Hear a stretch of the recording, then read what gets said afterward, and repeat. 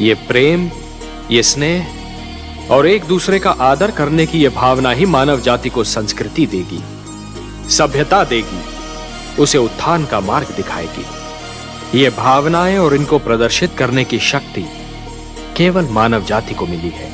यदि मानव ने इन भावनाओं की रक्षा की तो ये भावनाएं उसे जीवन की प्रेरणा देंगी, उन्नति की शक्ति देंगी, उसे शांति का मार्ग दिखाएंगी। और यदि मानव ने इन भावनाओं को त्याग दिया तो वो पशु और पिशाच के स्तर से भी नीचे जा गिरेगा। कि यदि चित्रकार के बनाए चित्र को कोई बिगाड़ दे तो क्या उसे तनिक भी चिंता नहीं होगी? यदि कोई चित्रकार अपना चित्र किसी को उपहार में दे दे तो उस चित्र को संभालना उपहार पाने वाले का कर्तव्य है। जो हो रहा है, हो सकता है वो वही हो जो स्वयं विधाता ने लिखा हो।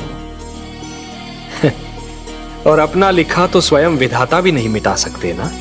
हे महादेवी, हो सकता है कि ये मानव की परीक्षा हो, उसके कर्मों की परीक्षा हो। तो आप क्या चाहती थी कि हम केवल दिन बनाते और रात्रि न बनाते? फिर मानव को अंधेरे उजाले का अंतर कैसे जान पड़ता? विष न होता तो अमृत की महत्ता कैसे जानी जाती? पुष्प के साथ कांटे न होते तो पुष्प के सौंदर्य को कौन जान सकता? पतझड़ न आती तो वसंत ऋतु इतनी सुहानी कैसे लगती? हमने मानव को बनाया है देवी। मानव इतिहास को बनाने का कार्य हमने अपने हाथों में नहीं रखा, वो तो उसी पर छोड़ दिया है। अभी तो उसे अपनी शक्ति का आभास हुआ है। इसी से उसे न्याय अन्याय, सत्य असत्य, धर्म अधर्म और पाप और पुण्य की जानकारी भी होगी। हमने बुद्धि दी है मानव को, विवेक दिया है उसे। यदि असत्य और अधर्म अपनी सीमा को पार कर गए, यदि धर्म की हानि होने लगी, तो हम स्वयं धरती पर जाएंगे। हम वचनबद्ध हैं।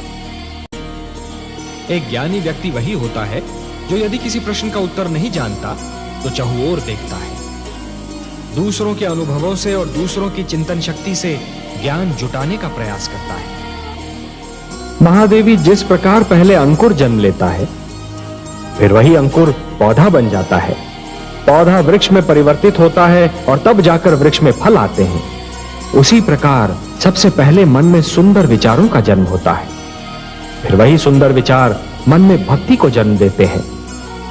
हे महादेवी, जिस प्रकार एक दीपक दूसरा दीपक जला सकता है, उसी प्रकार दूसरों के ज्ञान और अनुभवों से और दूसरों की चिंतन शक्ति से स्वयं अपना ज्ञान भी तो बढ़ाया जा सकता है।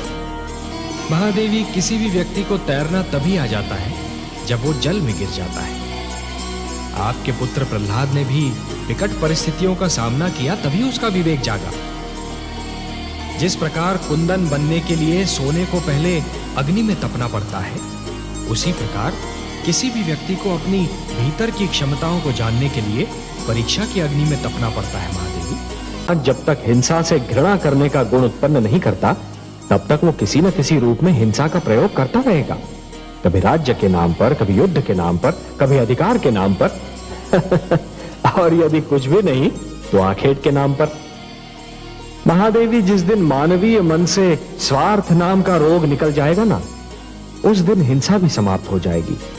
हे महादेवी, उपवन के भाग्य में वसंत का सुख सदैव नहीं होता, उसे पतझड़ का दुख भी झेलना पड़ता है। उसी प्रकार जीवन में भी मिलन का आनंद सदा के लिए नहीं छाया रहता देवी। वियोग की घड़ियां भी आती हैं,